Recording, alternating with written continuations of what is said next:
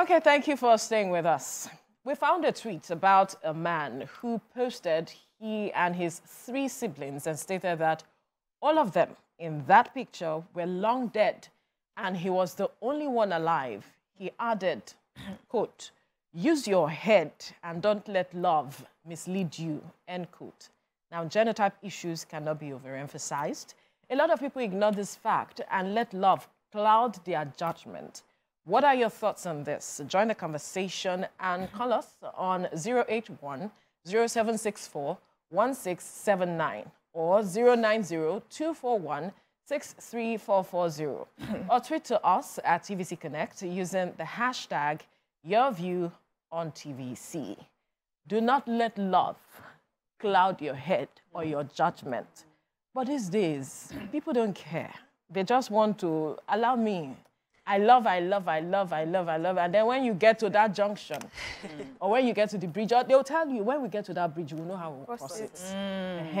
So right now, this is the situation on the ground. It's just unfortunate how it is that a family with 4 children have lost 3 of them, just 1 surviving. You can imagine the pain after 9 months, taking care of these children. They got to a certain level and you are losing them. There is nothing you can do. Just to help us understand the magnitude of the pain and the burden this family has to go through. Yes, 1 is left. But you can imagine how the parents will see their son and, you know, the feeling of we should have been more than this. Or the fear, the constant fear that this one can still go. This one, maybe he's AS as it is. Maybe. He may still not be. Maybe he's AS, he may not be, but he is alive to tell the story and he's cautioning every other person. Love can shock you, but there are consequences. Use your head. Ensure that you count the costs. Count your teeth. Know what you want to do before you get into it. But then, is love really blind as it is? Because some will tell you, love is blind, I beg. Let's enjoy ourselves. Love is not blind, though. Love is not blind. Love can say like this with extra 4 eyes. But I think a lot of people just try to ignore the obvious. They see the red flags and still think that they can change things. We can surmount the challenge. Absolutely. And, you know, I think asking for your partner's genotype should be a first date question. When you go on your first date, what's your genotype? Before you even ask for, do you like movies? Where do you like to travel to? Ask that critical question first so that you can ascertain that you are compatible, and then you won't have to subject yourself to loving this person, caring for them, investing time, money, energy, only for you to now find out later that you guys are not compatible. Because this has been the situation for couples who proceed to marry each other despite knowing that they are not compatible, because they have invested so much emotionally, financially. I said, for those who know, some people know and they still go ahead to do it. I read a tweet some time ago, and the lady was saying that she would proceed with the wedding because her pastor had assured her that God would do it. Exactly. No, there are those who have had divine intervention. Yes, there are those who have had that. But why do you even want to subject yourself to that kind of trauma? Because when you have a sickle cell, I remember when I was in secondary school, there was a sickle cell patient in my class. It was so traumatic. She was always fainting, always, today she's well, tomorrow she's not. Today she's well. Like, it was so traumatic for a lot of us. At some point, we were even thinking that she was an Ogbanje. She wanted to just disturb her parents with that health issue. But she was just a sickle cell patient. So why would a parent, despite knowing that you're not compatible, or a person, despite knowing that you're not compatible with your partner, go ahead to bring these kids? Even these children would hate you at some point because of the excruciating pain that they have to go through. I think couples do have to do their due diligence before proceeding to marriage. I agree with you. Very important. Okay, so for this genotype conversation, I think that in the past, I mean, maybe in the time of maybe our parents and our grandparents, we're used to having arranged marriages without you really not knowing the genotype of this person. This person is my friend's child. Oh yeah, go and marry, right? And so there were no adequate information as to this genotype conversation. So this is why for me, I would excuse the generations that came before us. Because if they knew better, they probably would have done better. Exactly. Probably. But now, in this woke generation, we really almost do not have an excuse. We say love, yes, but at the end of the day, what would love have to suffer for you to be happy, right? There's an expense. And so I met a friend of mine before I got married, and I was asking, because one of the things, my parents had also rang it in my ears because we also had the sickle cell experience in some generations before us, always ringing it. And so I was asking this guy was doing well, like a grown-up our age. And the next thing I said, what's your genotype? I said, what is genotype? I'm not joking. Yes, so I said it, that some people some don't people know. do not know about this genotype thing. It sounds like genotype, well, we go Wingham. But people do not know the impact, even as at today. So I'm glad that this conversation is coming up on your view to be such that, yes, it is a way of educating and shedding the light regarding this genotype conversation. And so, for people that want to date, it may sound like you're being spooky, saying that, what is your genotype, as part of the first set of conversations, but it saves a lot of time for nonsense. Because at the end, when you've invested so you've invested your time, you've invested your emotions, energy. You've gone out, you've spent money. Yes. Please stop. Why are you carrying us to where we don't know? No, you invest body count too. You know, even if it's not right. price. Yeah, very right. You've invested a lot of things, and then you now find out that this person is not compatible with you. I have a friend that will say that if you introduce her to somebody, she say, I beg, waiting being genotype, I don't get time. Please, what is it? She must have had an experience. Yes, she's also AS. Anyway, so she's aware. She's aware. She's a bit older than I am, but she's aware. And she's saying, I cannot risk this thing, probably because she has seen experiences and she doesn't want it to happen to her. It's very important. Those are my initial thoughts. Yes, there used to be a doctor growing up, and he and his wife was a nurse. They had, like, I think 3-4 boys. Only one of them was AS, I think. The others were SS. The burden was huge. One had permanent leg sore, leg ulcer. Thank God the parents were doctors. So you can just imagine the burden they were going through, having to treat that. Today the guy is okay. Next week you see him, his legs wrapped, one thing is swollen, and they were intelligent. They were intelligent. I don't know what happened to them much later, because everybody went their separate ways in terms of we leaving that space, and they too left that space. And we later learned their mom died. Oh my God. I can only imagine the burden on their dad. And if they went ahead to have relationships, the burden on their wives, even though their wives may not be SS, the burden on their wives, taking care of them. There are those who have been able to manage it. Some situation is not as dire, but there are those who have dire situation as it is.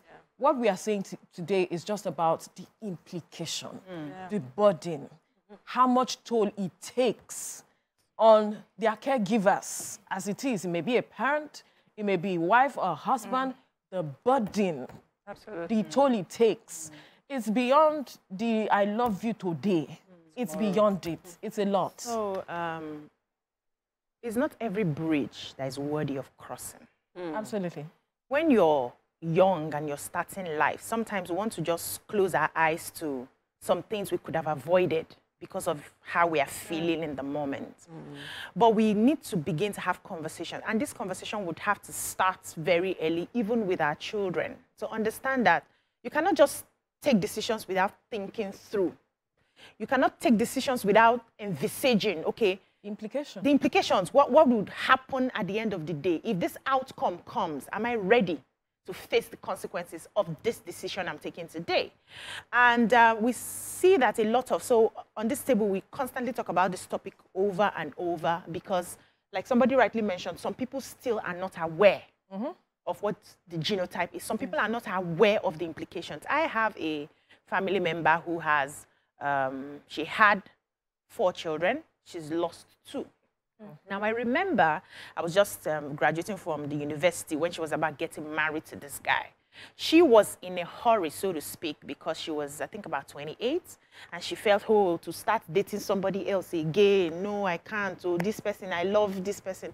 While everybody was warning her that this ASAS will not work. She felt they wanted to scatter the relationship. She felt God was by her side. The miracle would happen, blah, blah, blah, blah, blah. Long story short, she got into the relationship, and it's from one hospital trip to the other. The 2 kids she's lost, these kids are brilliant. That's the thing. These kids are amazing. In fact, before the last one died, he told her, he said, Mommy, you shouldn't have done this. Oh. Wow. He said, Mommy, you shouldn't have done this. Let My me goodness. go. Oh, Let me go. Just let the pain is, I can't bear this pain. The pain is too much. Let me go. She cried. But this could have been avoided. But at the time, it seemed like if this person does not marry me, my life will scatter. There is no one person meant for one person. Absolutely. We need to understand that. If it doesn't work with this person, it will work with the other person. So you just have to be a good human being to attract another good human being, and you will make your lives work, and you have a fantastic home. So that, I'm in love. And I was having a conversation with my friend yesterday. She's still in my house. She came for the weekend. And she said she realized that these ASAS people always find each other attractive.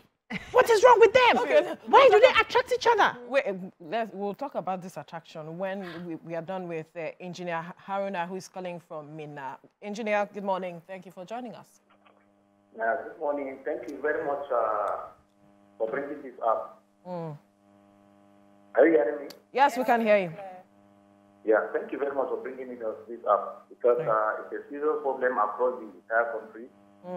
It's unfortunate that at this age we are still battling with this reality. Right.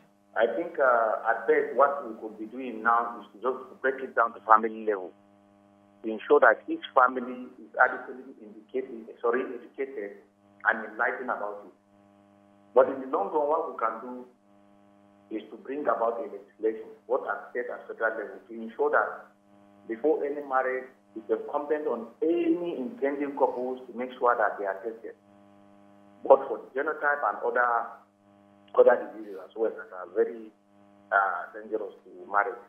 So I think that is the surest way to go. At the moment, we make sure that at family levels, community level, our churches, mosques, we enforce it to make sure that couples are tested before marriage. Let it become a crime that if you get married without this test, it will become a crime.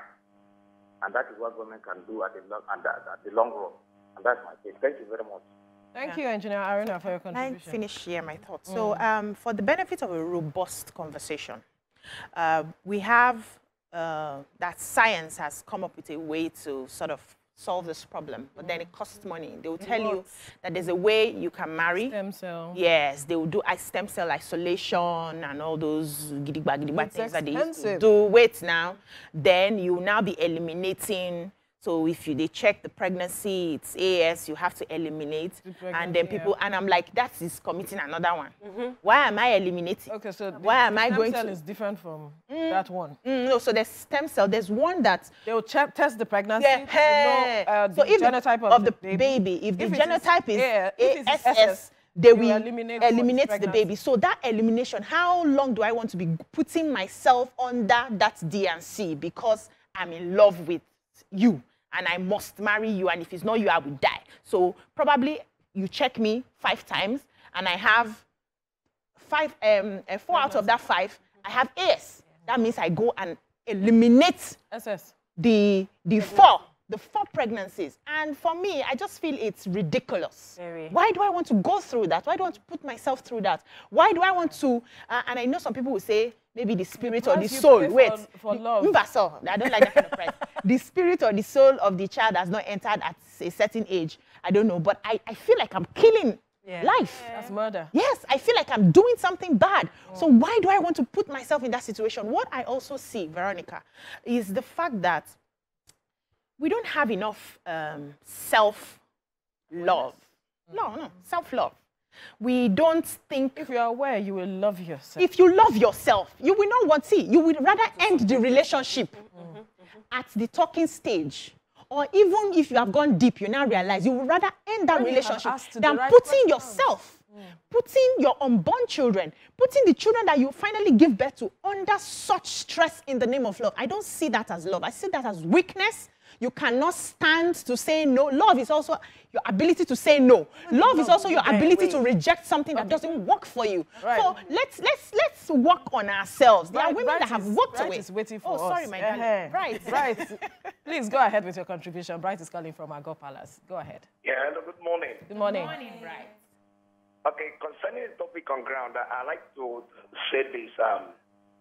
Now, how do I conquer the consequences I didn't see coming? And how do I conquer the consequences I chose to ignore, though I saw it? Now, love is so beautiful, but yet it is not love that is blind, but men choose to be blind over Right. love. Right. Now, the thing is this. Not quite long, I heard Carrie call her name. She said something. She mentioned something about being selfish. What I see is this. Men choose to be self-centered when it comes to them loving. They don't understand that there is more to love. It has nothing to do with just the two, the male and the female. There is more picture to it. So because they choose to be self-centered when they want to love and just want to do their thing, not seeing or having this understanding that there is more to come into this love. There are people, humans, who are also coming in as well. So if they choose not to be selfish, they can choose to disconnect what they know will bring about issues to the others that are meant to come in as well. Right. So that's my take on it anyway. Thank you so much, Bright, for this interesting perspective that you have given.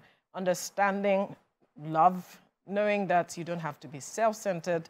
And this conversation is very important for generation that we have today.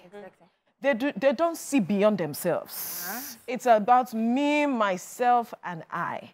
But from what we are saying and what the Bright just said, you should count the cost about those whom you are bringing into your generation or lineage as it is. Save them the pain, save them the agony. Recall what you said. I mean, I could just imagine what was on the mom's face when the child was saying, you shouldn't have done this. You shouldn't have done this. Is it now she'll start regretting? What will that change?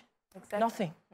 I think there's a need to emphasize what you said, but maybe in another way.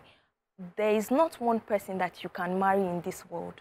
So when it is that a woman is feeling like, if I don't marry this person, or a man is feeling like, if I don't marry this person, I die, or my world is gone, right? And it sometimes may be difficult to move on from that space where it is that you've invested so much in this person and you are finding it difficult to move on. That's why you were saying before you start investing. You would always find somebody else. It may take a while. It may take some time for you to move on. But please, for the sake of those children that are not yet born, please move on.